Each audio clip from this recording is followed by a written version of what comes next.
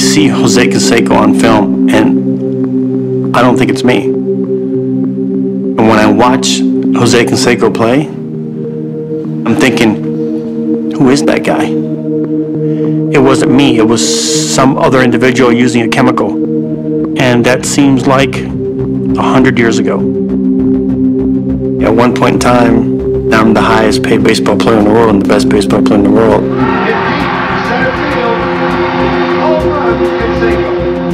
All of a sudden, you're worth nothing.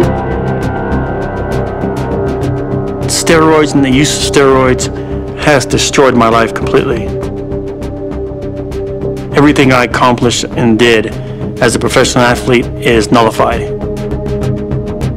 I guess I was just accustomed to it. I was just used to it. It was a part of me. And I guess if I have an addiction, I guess that's how they work. I started realizing, why am I using steroids? Why do I need steroids? I don't have to be an elite athlete anymore. I think right now it's the proper time for change.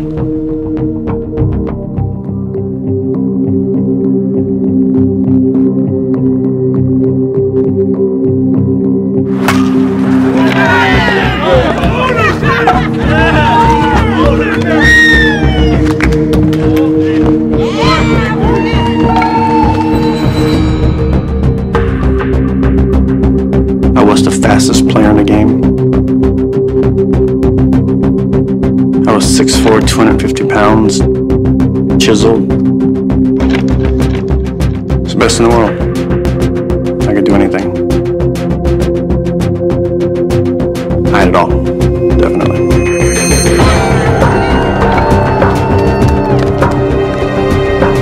Nine miles from the nearest major league stadium sits Ralph Clark Regional Park, home to the Fullerton Slow Pitch Co-ed Softball League.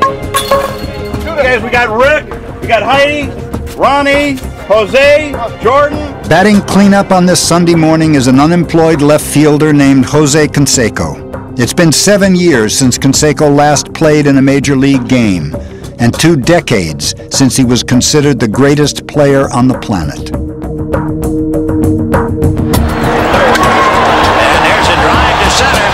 Shelby to the wall, it is gone! Grand slam home run for Jose Canseco.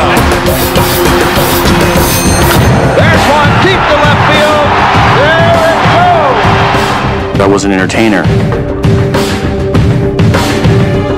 I was completely different looking than everyone else. Look at those arms, he knows it's gone. I actually try to take the baseball to its limit. There's a high drive. And there she goes! I would want to see how far a baseball can possibly travel. I took it to the limits quite a few times. Whoa. And it settles into the upper deck. Oh my goodness. He was the 1986 Rookie of the Year, the 1988 MVP, the first player ever to hit 40 home runs and steal 40 bases in a single season. Canseco's physique was like none other in baseball, and his performance followed suit. But behind the historic accomplishments lay a dark secret. Canseco had been using steroids since he was a struggling minor leaguer looking for an edge. We're talking about well over 20 years ago. No one knew really that much about steroids. It was more of a word of mouth type deal. Oh, whatever my buddy told me, he was big and strong. So I figured if I use it, I can get big and strong. The timing was perfect. I had nothing else to lose and everything to gain. It was a perfect opportunity to make a pact with the devil. And I guess if you want to call steroids the devil, I made the agreement. A bulked-up Canseco grew into one of the most talked-about prospects in baseball. After a dominant run in the minors, he was called up to the Oakland A's and soon became one of baseball's most prolific sluggers. A game that had always considered bodybuilding taboo had a new breed of superstar. Basically, I'm changing the face of baseball because of what I did and the way I looked. When I first started using steroids, it wasn't against major league rules, regulations.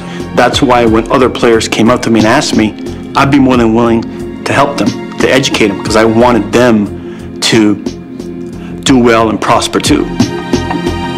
In all, Canseco played for 7 teams in his 16-year career and claims to have educated disciples at each stop. I remember injecting Mark McGuire, Rafael Palmeiro, Juan Gonzalez, Ivan Rodriguez, all these individuals, I was telling the whole baseball world, they'd ask me, Jose, how do you do this? Well, I'll tell you, I use this substance, that substance, and then I did this workout program and ate these foods. That's why I was known as the godfather of steroids, because not only did I bring it in, I educated the players, but it overwhelmed Major League Baseball. As baseball bulked up, so did home run totals and ticket sales. All-stars became superstars, and superstars became living legends. History was being rewritten at an alarming pace. Eyebrows were raised, and Canseco found himself out of work. They knew that I was godfather of steroids. What they did was get rid of me to send an indirect message to the rest of the players, meaning, if you continue using steroids, we're going to get rid of you just like we got rid of Jose Canseco. Eventually, I tried to play for minimum salary. It was a no-go. I said I'll play for free. And they said, no way. We can't use you, we can't touch you. All organizations said this. And I was very angry at Major League Baseball. Very angry for what they did. And I'll be honest, I wanted revenge. Canseco's revenge was the 2005 #1 bestseller, Juiced, in which he detailed his own steroid use and outed several former teammates as well. The backlash was immediate. It was an outright attack on me. I was going against the world. People were calling me a liar, a snitch.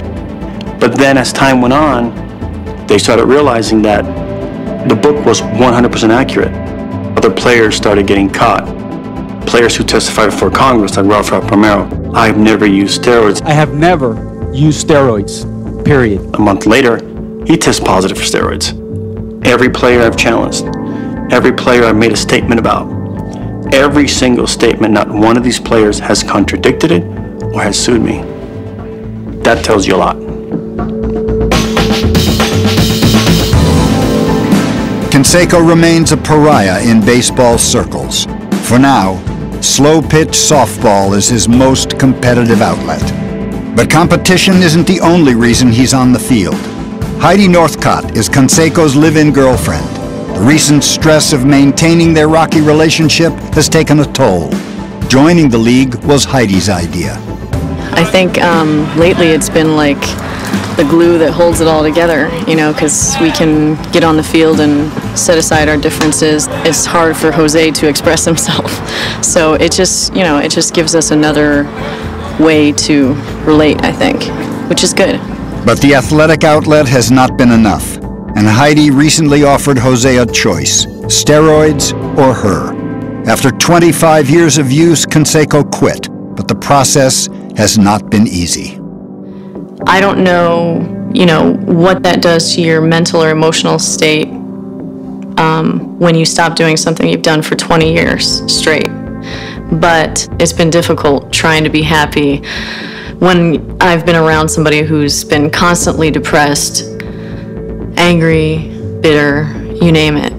I feel like it's getting time for me to, you know, maybe move on, but I don't know what Jose would do without me. He definitely has more at stake here than he even realizes. Maybe it will change some things chemically in me. Maybe I won't be as quiet sometimes, or sometimes I get very depressed. I kind of like go in my room and just hide. I don't know what's gonna happen. I really don't.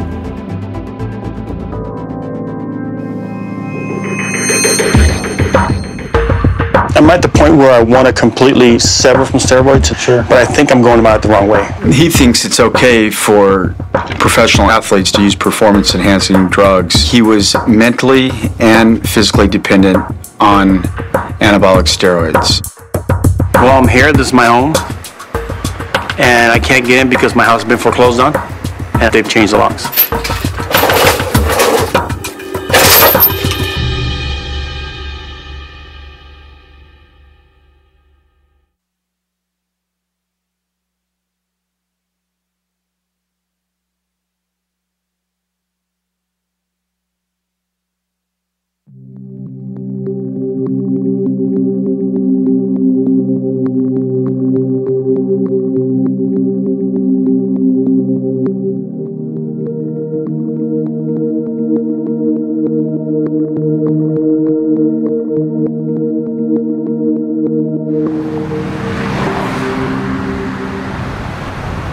Hi. How are you doing, Dr. Jose? Good, Michael. Nice to meet you.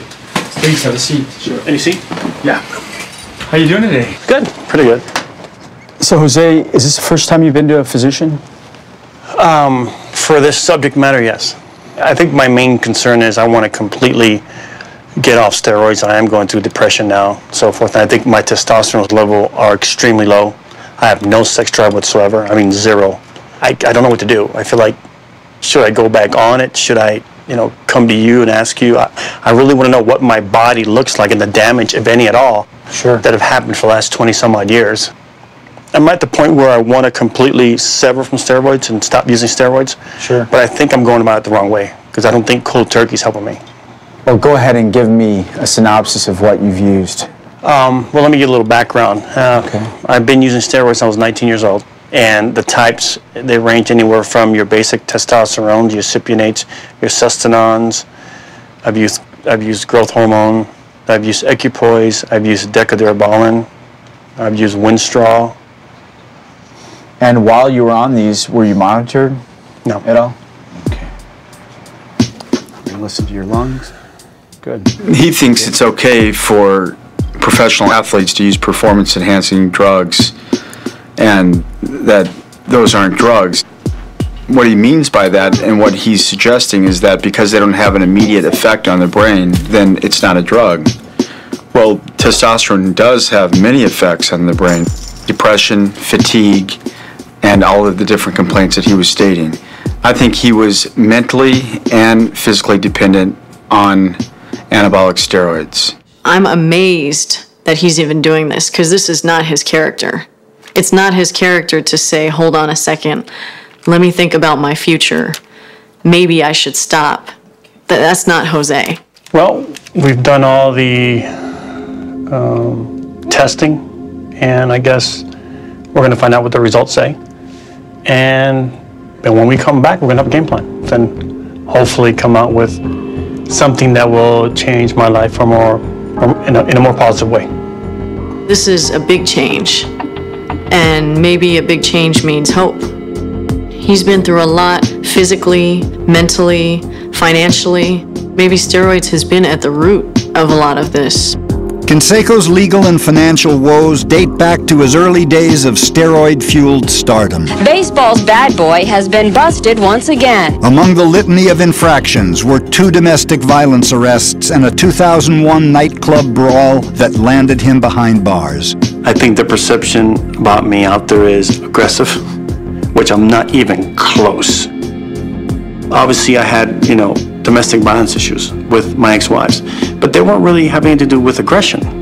One was, by accident, 2 cars collided in my first marriage, and they called that domestic violence. That was a pure accident. Second was, okay, I pulled my wife's hair, but it was more for, hey, stop talking about my dad, trying to get her attention to stop, and boom, again, domestic violence. An incident that happened at a bar brawl 4 or 5 years ago in Miami.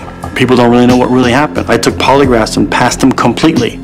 The DA down there would not allow them. I spent 4 months in jail because of that. It was horrible. I think a lot of times these individuals look at me as a target that can be collected on financially. I mean, I'd be anywhere, walking the streets, walking to a restaurant, at a bar, at a club, and you would hear people say, snitch, wife beater. Even guys would try to confront me, to fight me. And sometimes I look at them and I say, do you realize what I can do to you? Do you have any idea? But I never engage them at all. I can see how the public views him. He looks kind of angry. He's always serious. He's always quiet. He's had a lot of issues over the past 2 years, and it just seems to have recently just piled mountain high. He's basically got no money because he owes in the millions right now. Canseco was once the highest paid player in baseball, amassing a total career income of over $43 million. But after 2 divorces and a series of lawsuits, liens, and poor investments, he's nearly broke. I don't own anything. I rent everything. I rent my cars, I rent my home, and I try to pay as much upfront as possible. I'll do miscellaneous things now and then, card shows, appearances, and so forth. sometimes some reality TV shows, but I don't know exactly where my next paycheck is going to come from. With his fortune dwindling, Canseco bought this multi-million-dollar home in Encino, California in 2005, putting $1 million down and spending $600,000 more in renovations. But when he stopped making payments this spring, foreclosure proceedings began. Canseco was evicted, and though the house remained in his name, creditors had changed the locks. Well, I'm here. This is my home. I've got my personal belongings inside. I've got some clothing, some furniture, a lot of patio furniture out back, and I can't get in because my house has been foreclosed on, and I don't have the keys. They've changed the locks.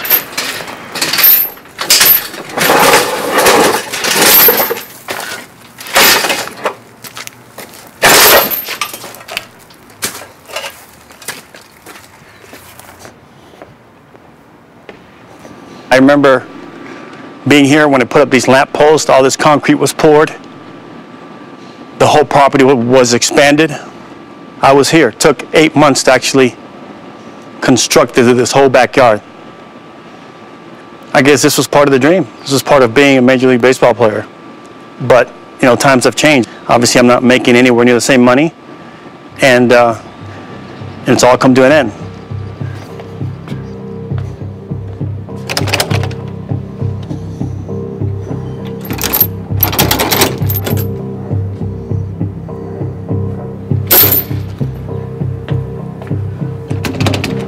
Well, this is my kitchen. I mean, my lights, my glasses are even in there. Some electronics are in there. A vacuum that I left in there, a whole bunch of stuff. And here, this is the formal living room, and I've got chairs in there. I've got chess sets in there. I've got, in the bar area, I've got glasses. Chandeliers are still here. Some furniture. We put this floor in. We put those stairs in. We put that upper floor in. We put those chandeliers in, and it's all gone now. Nothing I could do about it.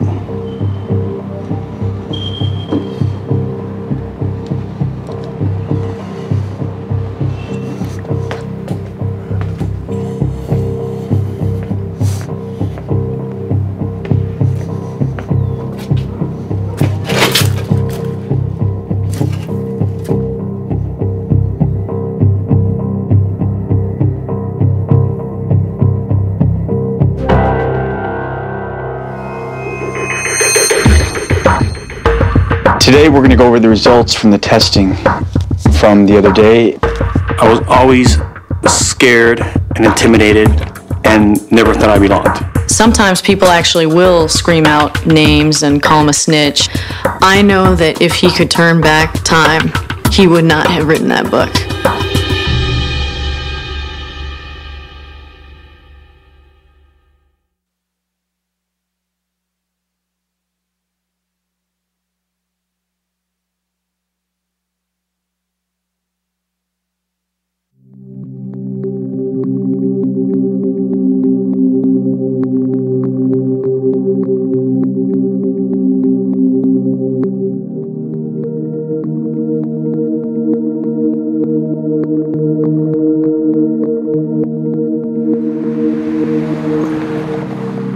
Hello. Hey. Hi, Heidi. Hi. Good to see you again. Good to see you again. Jose, good to see you. See you again. Good. Today we're going to go over the results from the testing from the other day, and I'd like to explain that to you as well. Okay. Your total testosterone was 110. Normal reference range is between 350 and 950. Whoa. And that's a pretty wide range there. So we also check your free testosterone, and you were still low there at 2.6, normal between 5 and 40. Wow. But tell me more about your mood since coming off the Depression. steroids. Okay. A lot of quiet times, depression, want to be left alone, no sex drive whatsoever. I mean, like. So now can you see how testosterone could be considered a drug? Yeah, especially if you're coming off of it.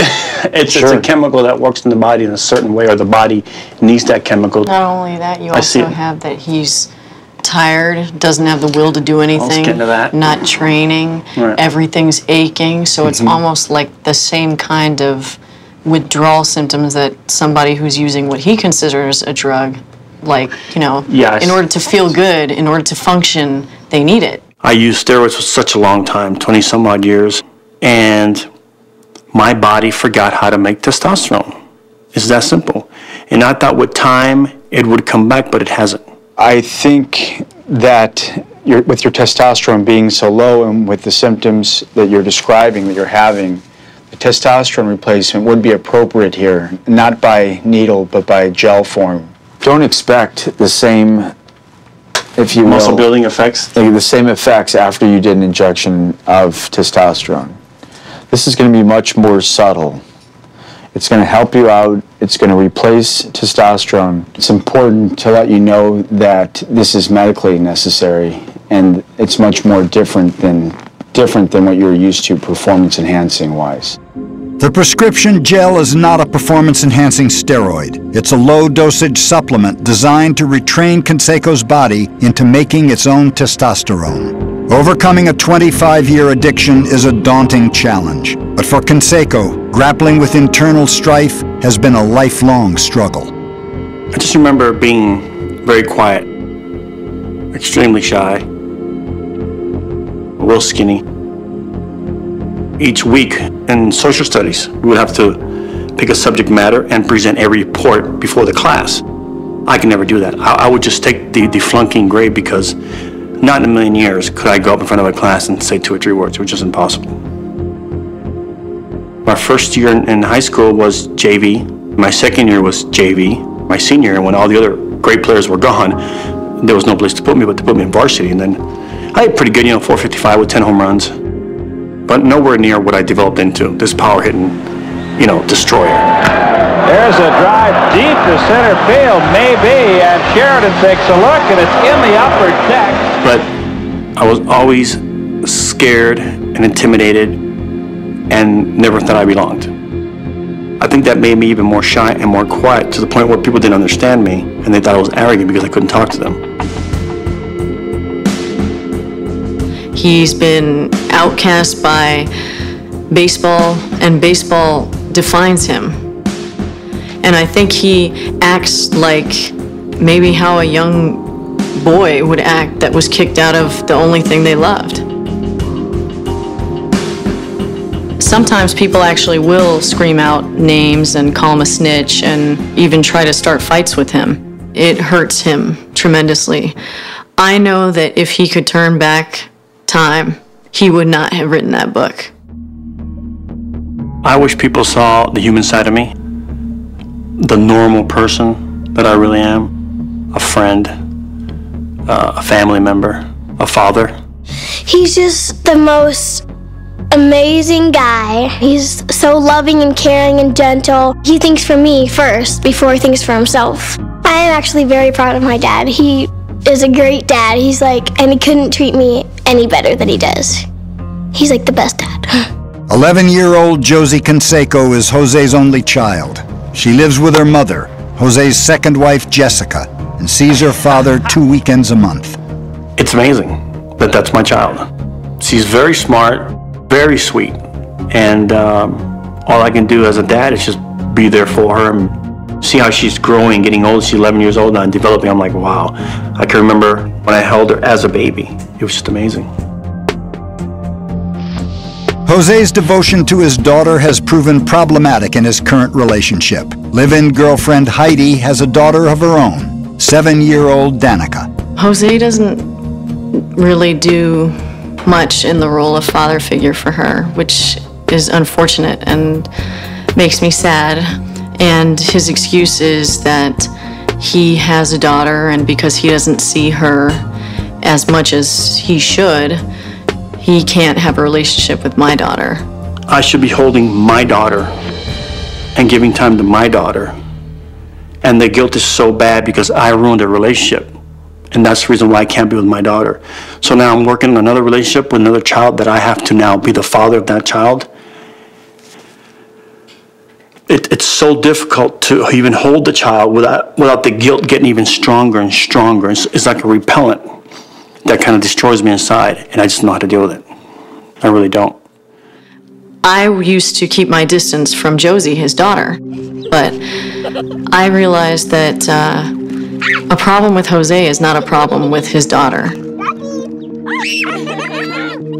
It probably makes her feel that, like, you know, why am I doing this? If Jose is not going to be nice to my daughter, then this is ridiculous. Why am I doing this for his daughter? I've put in a lot of effort just overall, not just with his daughter, but with his life. And I feel like having a relationship with an innocent 7-year-old, beautiful little girl who's so easy to get along with, I just feel like it's so small to ask when you care about somebody. It's gotten me to the point now where I feel like I have to move on, you know, like it's just not going to happen. But I also am very careful about, you know, backing out at this time, because when I care about people, I'm there for them. So I kind of feel like I need to be there now.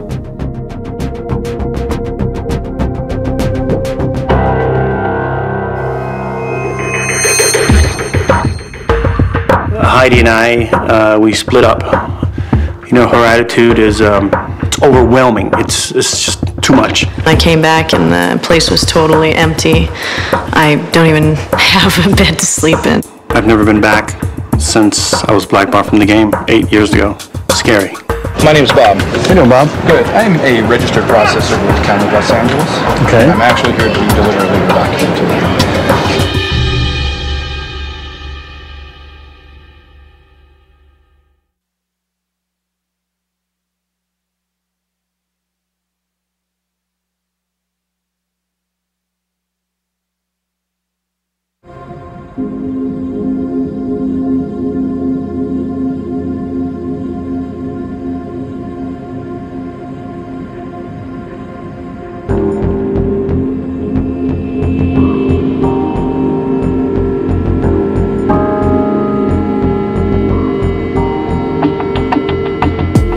It's moving day once again for Jose Canseco. Citing incompatible personalities and a need to face his problems on his own, he's now settling into his third residence in the last 5 months. Well, I've moved out of the whole house almost completely now. Heidi and I, we split up. I don't know if it's going to be temporary or not. There's some issues there that I have with her and her strong attitude and character. There's a lot of things that happen that, you know, people don't see, you know, personal things. And, you know, Heidi's a great person. I love Heidi. She's a great girl. She's got a lot of things going for her, but she likes to control everything and do everything. You know, her attitude is, it's overwhelming. It's just too much. He had Saturday and Sunday to move out, and I came back and the place was totally empty. I don't even have a bed to sleep in, so. She knew exactly when I was moving out. And she knew exactly what was going to be taken out of the house. And for sure I thought, well, Heidi being an individual who likes to have everything under control, who likes to take care of everything, would have furniture ready to be moved in. It didn't happen. I'm not so confident about whether or not we'll make it back to being a strong couple again. There would have to be some major changes, some revelations in, I think, both of our lives, in order to see that happen. One day I want to be with her, I want to marry her, the next day I can't. And I definitely either need to let Heidi go completely, or we need to just tie the knot and get married. And both are equally scary. But commitment is not Canseco's only fear. Coping with addiction, impending bankruptcy, and domestic turmoil is hard enough. But returning to a place where he was once beloved and now largely despised is even scarier. Hey fans, good evening and welcome to the 50th season of baseball here at historic Blair Field. I dream sometimes that I'm playing, or that I'm trying to play and then the bus leaves me behind, or that I'm locked out of a stadium. I just don't even know how I got here. It happened so fast. It's incredible. Canseco's big league retirement didn't spell the end of his playing career. In 2006, he served a brief stint with the semi-pro Long Beach Armada, but left before his contract was fulfilled. The league has been trying to serve Canseco legal papers for nearly 2 years. He has never attended a game as a fan, and after reaching out to several teams, it was apparent he's not welcome in a major league stadium.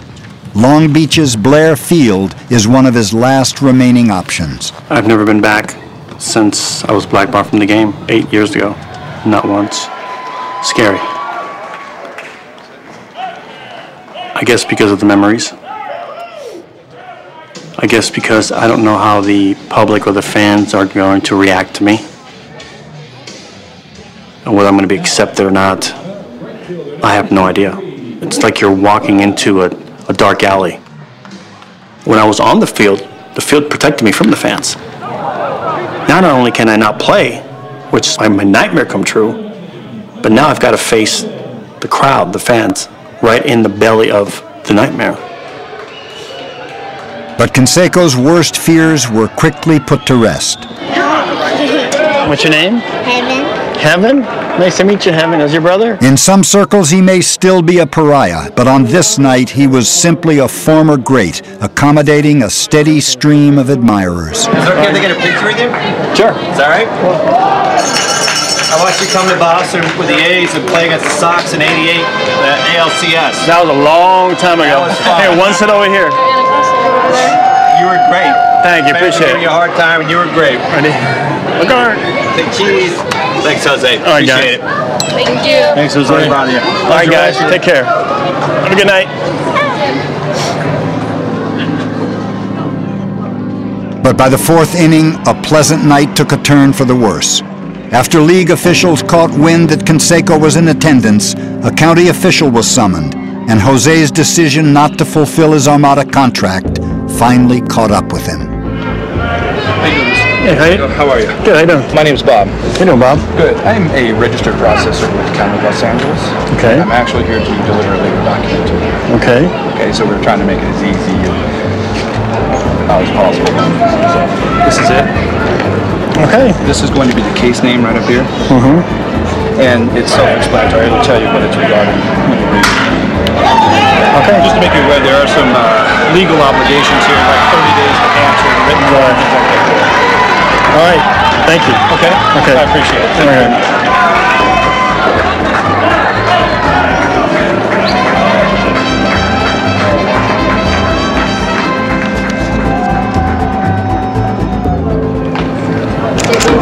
Yeah. Sure, I can.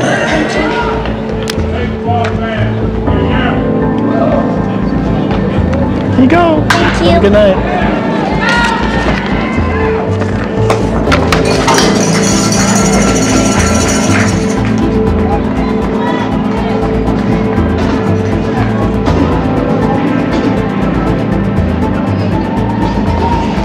I didn't know what to expect. I was very nervous walking through the stands, and people were very positive and very supportive. I didn't get anyone being rude, and I thought the night was going to end up perfect. Then, you know, I got served this, a lawsuit.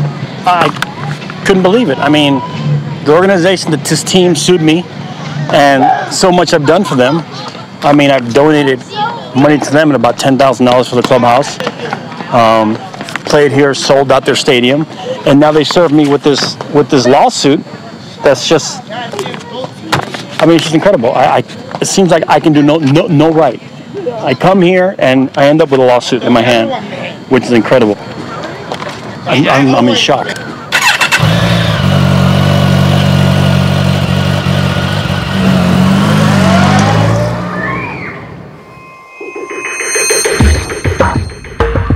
Your testosterone level was only minimally elevated to 146. Now normal would be anywhere between 250 and 800. 250 and 800. I'm only at 140 something. Wow. I made a lot of mistakes in baseball. Obviously, using steroids, bringing steroids into the game. But I think the biggest mistake I made was I should have not written that book.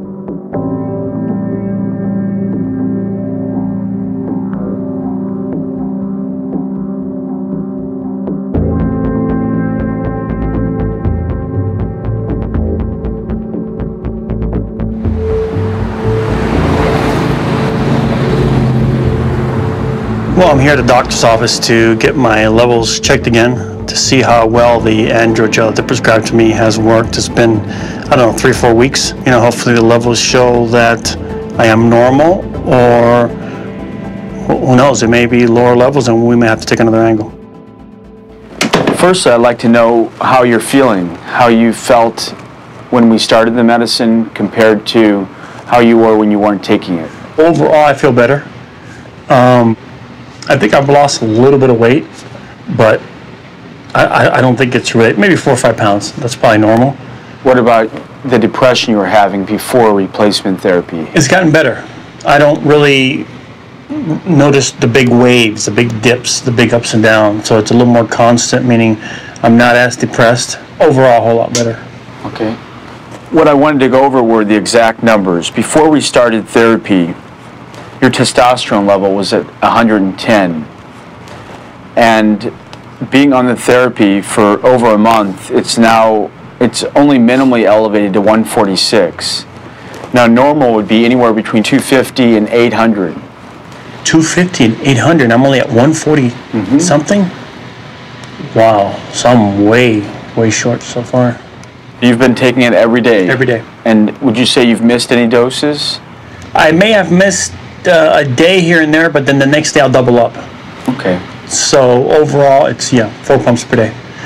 Is it a possibility that my testosterone levels may stay low forever, or I'll need medication forever, or, testosterone therapy forever? Is that a possibility? It's very much a possibility, because for so long you were bringing in testosterone from outside of your body, putting it in and shutting down your own body's testosterone production. Okay. And then years later, now we're finally monitoring it and finding out what those levels are, and they're very low. We haven't really reached the desired goal that we wish to have. Then I think we should send you to an endocrinologist, and he can go over alternative ways of treatment, different medicines, and be able to monitor you more appropriately and more specifically, I think. All right, thanks a lot. Appreciate it. You're welcome, Jose. Good luck with everything. Thank you. Appreciate it. Bye-bye. I know that I've got to give this time.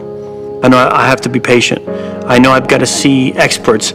I know I need help from them to educate me and to show me how to do this. I don't expect my levels to come back right away, and we don't really know even if my levels will come back at all to normal. And we still don't know exactly what's going to develop in the next 5, 10, 15, 20 years. I think taking accountability, I think getting off steroids a lot of times opens up your eyes to other things and other doors and other channels. And, admitting making mistakes, some things that you do wrong, apologizing. I made a lot of mistakes in baseball. Obviously, using steroids, bringing steroids into the game. But I think the biggest mistake I made was I should have not written that book. And the more I think about it, the more I regret mentioning these players in my book. Because, I admired them, I respected them. But at the point in time, I was so mad at Major League Baseball, so disappointed at them, and I felt like I was alone. And I felt like I needed to put them in my book as evidence to show the world that I was telling the truth. I never really realized this was going to blow up as big as it was going to blow up and hurt so many people. They were my friends, teammates. You kind of have a bond, and if I could meet with Mark McGuire and these players, I definitely would apologize to them, because I think it was, the more I think about it, the more wrong I was.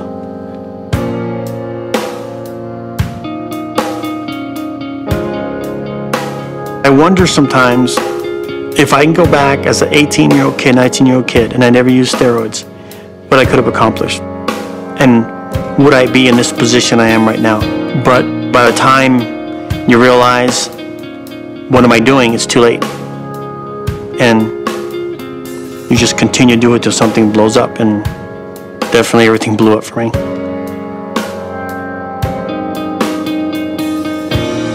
I made mistakes. I know that I'm trying to correct them. I'm willing to work at it.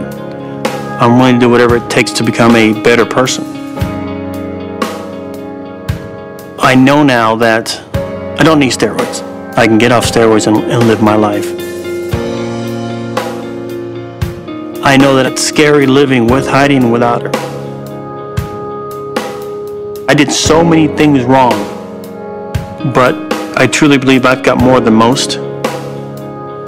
And I try to put myself in other people's shoes that have less than I do. And I think if they can do it, I can do it also.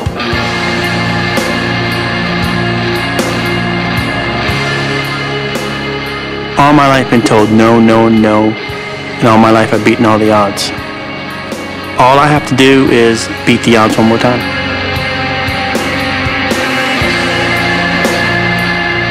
This is probably the worst time of my life, and I think I can beat it. I can go from here and become a better individual, but I gotta fight.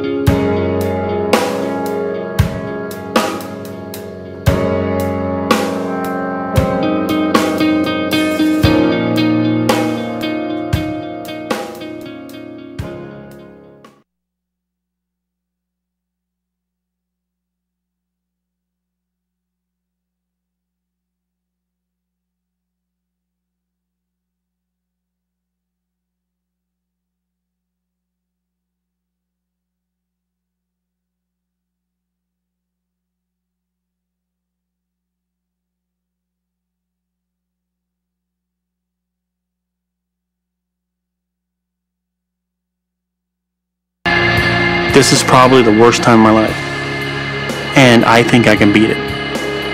I can go from here and become a better individual, but I gotta fight.